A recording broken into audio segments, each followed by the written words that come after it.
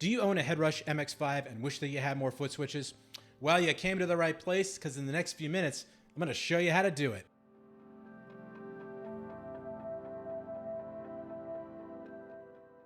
Hey, I'm Scott at the Pedal Guy. How you doing? Well, we're all about pedal demos, pedal knowledge, and pedal sales. I love pedals, and so do you.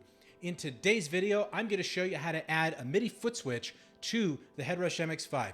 This will give you access to so much more functionality in the HeadRush, and it's going to make your whole experience that much better. But before we get to it, if this is your first visit to my channel, come on, you know the drill. Click on that subscribe button down there. Give me a thumbs up. Help my video rank in the YouTube algorithm so I can make more content for you. In order to do this demo, we're going to need a MIDI controller, and the one that I'm going to use is the Hotone Ampero Control. What? What are you talking about? That's a Hotone product. This is a HeadRush video. Well, that's true. This is a Hotone product, but all it does is simply send and receive MIDI messages, making it a perfect solution for this demo. In addition to the Ampero Control, you need two more things. One is the app, which you can download from the App Store for both Android and for iOS. And I also recommend getting one of these flat patch MIDI cables. We sell a lot of these here at the Pedal Guy, and these are great because they have a right angle and it enables you to just simply pancake the pedals right up against each other. Okay, now we got all that out of the way. Now we can get to the demo.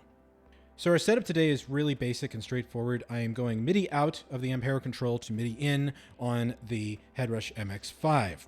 And the whole idea and purpose behind this setup is this. Right now I'm in rig mode here, as you can see with the foot switches and where we're at.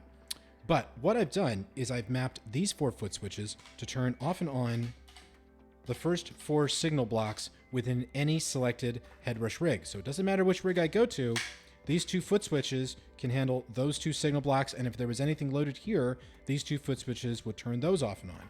What I can then do is I can toggle up to another bank, and I can control the next 4 signal blocks. And then I can toggle up to another bank, and I can control the next 3, because there are 11 signal blocks within a rig. But what you need to know here is that that's just one thing you can do. You can also control the looper of the HeadRush MX5 from here if you want to. You can set this up to be a tap tempo. You can also actually control these 3 foot switches from here as well if you'd like to.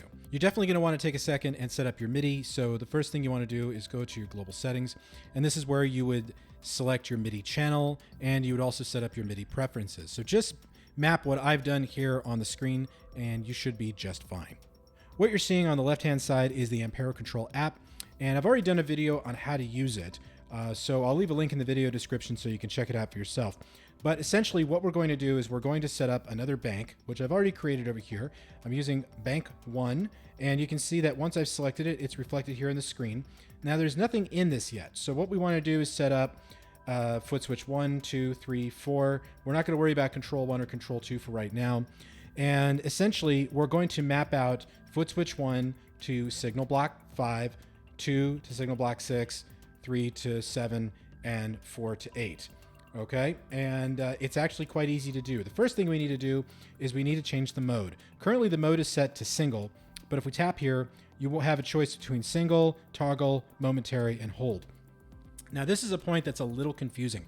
When you look at page 28 in the HeadRush manual, we're looking at the controller messages. On the right-hand side, it says block 1, toggle on off. And that is a little confusing because it's not a toggle switch. This is a momentary switch that we're going to be setting up. So you don't want to select toggle. Instead, you want to select momentary. And once you do that, you now have group A and you have group B. And we're going to assign group A and group B to signal block 5, which is controller number 79. So in order to do that, we'll tap the plus sign there in the bottom right corner, and that's going to set up a control message for group A, which is when we press it the first time. So I'm going to go in here, and you can see that the channel is set to 1. It's a controller type. I'm going to set data 1 to the address or the controller number that handles block 5, which in this case is 79. Once that's selected, I'm now going to go to data 2, and this is where I select a value to assign to that controller message, which in this case is going to be 127, because that's the maximum value you can send via MIDI. So we're going to send a minimum of 0 and a maximum of 127. So we're going to go ahead and click done. I'm going to go back out to that screen. I'm now going to select the B group.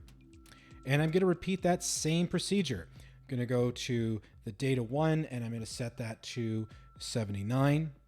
And I'm going to keep data 2 at 0. I'm going to click done. I'm going to go back to the main screen. And now before we make this work, what we need to do is we need to save. So go to the right-hand corner, click save, hit save again, and now it's set up. So if I press the first foot switch here, there it is. Signal block 5 is now turning off and on. Isn't that cool? That's the whole idea here. So what I can now do is set up all of the rest of these foot switches to handle the next 3 signal blocks.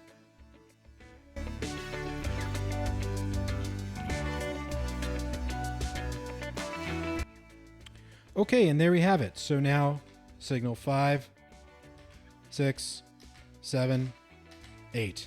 And if we want, we could then set up the next bank over here to handle the last 3 signal blocks inside of a rig, but we don't have to do that at this case, at this point. But essentially, that's how it works.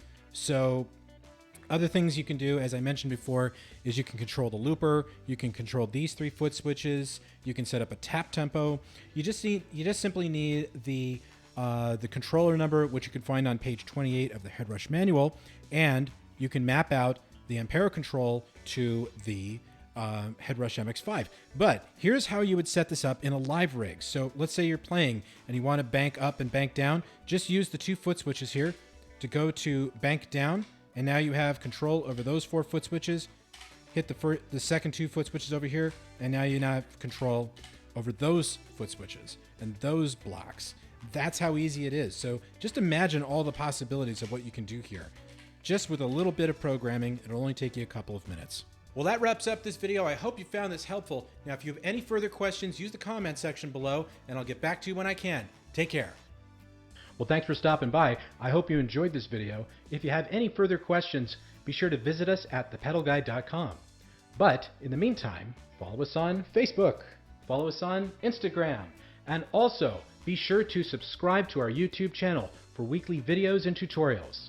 Thanks for stopping by here at thepedalguide.com, where I love pedals and so do you.